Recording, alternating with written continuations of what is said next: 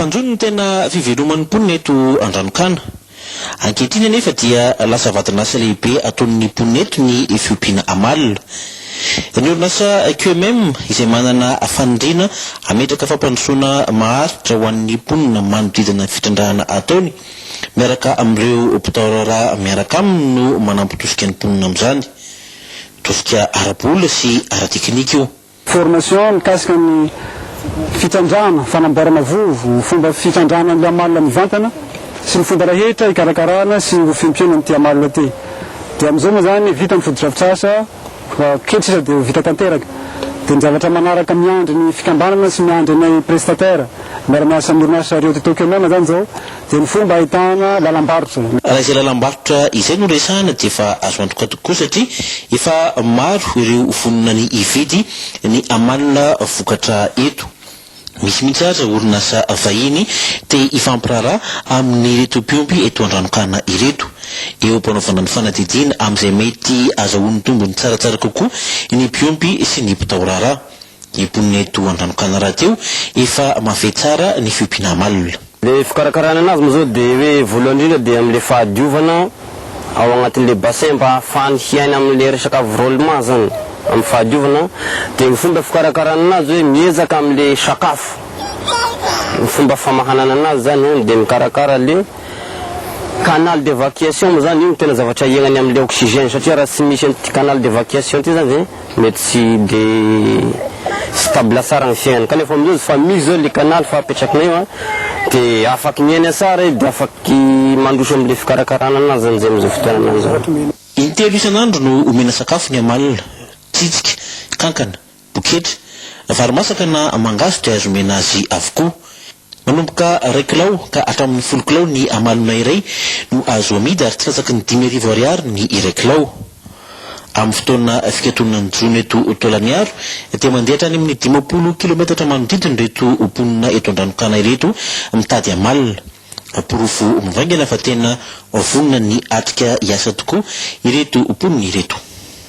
Niaraka tamin'ny Christian Kotorso tamin'ny Fort-Dauphin moa namana Jony Androso hitatsika tamin'ny sary teo fa zay tany faritra Anosy any faritra Androy kosa mandina sa fanadiovana ny faritra Masina ny Focap amin'izao fotoan'izao ny rano teknisianina ny tontolo iainana sy ny OLEP mijery akaiky an'izany tany teo ny rano tamin'ny namana Idirambikasona moa izany fanadihadiana tany Focap izany. Commune enina ato anatin'ny district Antsiombe faritra Androy no nanaovana izao fitsirihana izao. Niainga teto amin'ny commune rurale ny rady zany nandalo tao Ambazo, Antaritarika, Anjapaly, Focap ary ny farana teto amin'ny commune rurale ny Marovato. Tamin'ny ankapobeny dia efa saika voadio avokoa ny moron-dranomasina rehetra afa-tsy ny teto amin'ny commune rurale na Anjapaly izay mbola nahitana reloto vokatry ny fiparitahany solika avy amin'ilay sambo Gulser Ana. Na io azalefa izany dia nanome toky ny orinasa manao ny asa fanadiovana fa ny amin'ny farany volana masa anoany dia ho vita tanteraka ny asa rehetra eto. Nandritra ny fanadihadiana natao ihany koa no nafahana nahita fa tsisy akon'ny firy teo amin'ny fahasalaman'ny mponina ny fahalitaon'ny ranomasina taty atoerana. Mikasika ny hoe fahasalamana zany ny narary zany tsy dia nisy satria raha vao navoaka le fepetra mikasika ny tsy fahazoana manjony dia samy niara nanatanteraka daholo ny mpanjono rehetrarehetra tsy nankany an-dranomasina nanatanteraka ny fanjonoana. Amin'ny toe-javatra tahaka izao dia ireo zava-mananaina an-dranomasina no tena hiaram-pahavoazana. Tamin'ny volana lasa zao misy maty anelanelany Lavalomby sy Cap Sainte-Marie dia zay tena hoe tsisy fandraisany tanteraka tamin'ilay sambo maty satria le loto tamin'ilay sambo maty zany tsy miakatra aty Cap Sainte-Marie le izy fa mandeha miakatra any amin'ny Océan Indien dia tena hoe tsy misy loto zany taty amin'ny faritsy Cap Sainte-Marie tamin'iny fotoana ny sambo maty iny. Voalaza ny tompon'andraikitra teto moa fa tsy nisy solika tavelitsony tao anatin'ilay sambo Gulser Ana ity ka antenaina fa ho tapitra hatreo ihany koa ny fahaseranana maso remponina indrindra moa fa ny mpanjono aty amin'ity toerana ity. Iveriny tao Antananarivo renivohitra isika nampahafantarina ny maraina teo teny ny hôtely Panorama ty Andrainarivo ny Blue Star manjifa ny fomba fanampiasana izana vaovao ny Maristops Madagascar izy ity dia vokatry ny fiara-miasan'ny Maristops amin'ireo dokotera tsy miankina amin'ny fanjakana. Riva Ravanarivo ny anarikotiny Menjanary. Sivy amby roapolo faingo ray isanjato ny mpivady malagasy no manaraka fandrindram-piterahana. Ho fampitombony ita io dia nampahafantariny ny toeram-pitsaboana Maristop sy ny Blue Star izay tambazotra iray manaparitaka ny fomba fanabeazanaizana implant sy ny dio io na stérilé. Amin'izao voalohany izao zany dia faritra enina misy azy Boeny, Aloatra Mangoro, Itasy, Bonglava, Atsinanana ary Atsimo Andrefana. Ny tena tanjony zany dia manome tolotra sy fanazavana ho an'ireo vehivavy na lehilahy momba ny fandrindrana ny fiainam-pianakaviana. Ankoatra ny fanelanelana ny zaza teraka dia mampiena ny taham-pahafatesany reny sy ny zaza eo am-piterahana ny fandrindrana ny fiainam-pianakaviana.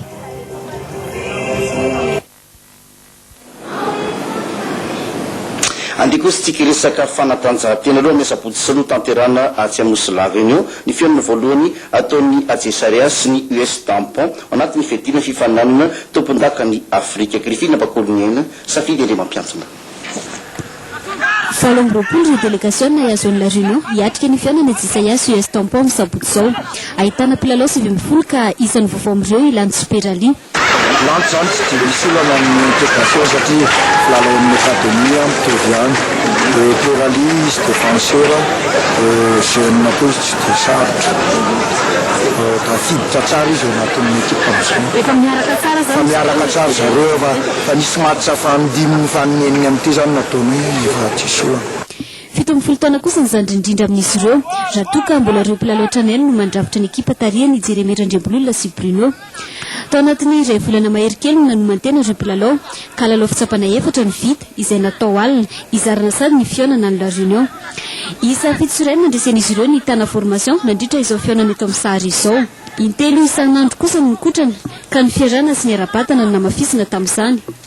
Samba ny fanandrina amin'ny US Tampon ireto ekipa ny tany katsaka reto. L'équipe ny Tampon matanjaka ny afrikanina zao izy vao nieniko tamin'ny gazety sy vao nisy message azy io dia namindresy efatra sy ray an'ny Rivière izy dia le avant le pays amin'ny nanao tamin'ny Jeux des Îles iny zany ny avant-centre nahita Théopi tamin'ny match nataony farany costaud be zany ny Tampon zao fa anao araky azo atao zay. Nitsodranozy ireo kosa Yamady Amary amandreny kitra malagasy filohan'ny fédération. Tsy adino ny tetony nanome torohevitra ireo mpilalao amin'ny fandehanana mila ravinahitra ny ivelany. Noresahany ihany koa ny tranony faninanana baolina kitra izay atao eto amintsika amin'ny volana marsa izao mba hijirina ny hoavin'ireo mpilalao malagasy. Fovotana milohan'ny iray marsa izao kosa ny kianja sentetika Rabe Mananjara ao Mahajanga nambaran'ny ministra tompony andraikitra mizany sy ny filohan'ny fédération malagasy ny baolina kitra raha nitsidika nijery fotony izany kianja Rabe Mananjara tany Mahajanga zany izy ireo Natamayavy sy Ambintso Andriamaservilo. Tsy maintsy hafa ihany ny fanamboarana ity kianja sentetika Rabe Mananjara eto Mahajanga ity. Hafa ihany toraka izany ihany koa ny fanamboarana ny tribune centrale izay efa nanomboka tany amin'ny volana aogositra tany hoany fotoana 7 no efa nanombohany ny fanamboarana. Raha any amin'ny volana marsa any no nieritreretin'ny entreprise Atim izay nikarakara ny fanamboarana azy dia tsy maintsy alohan'ny volana marsa taona 7 no avy tany izany. Tokony inauguré le centre technique à Carillon président Blatter dia nietritra hoe tokony accélérena autant les deux réalisations zay koa no fiankaviana ataovy accélérena ny travaux mba ho inaugurena miaraka ny stade Majanga sy ny centre technique à Carillon. Atako mangamba satria efa nampilaza ihany zay miaraka tamin'ny ministre tsotsinony raha ohatra tsy misy olana eto amin'ny firenena ohatrany tamin'ny taona lasa reny raha ny ordre public assuré dia tokony le 1er mars maraina manao inauguration any Antananarivo i Blatter dia ny après-midi izy manao inauguration aty Mahajanga.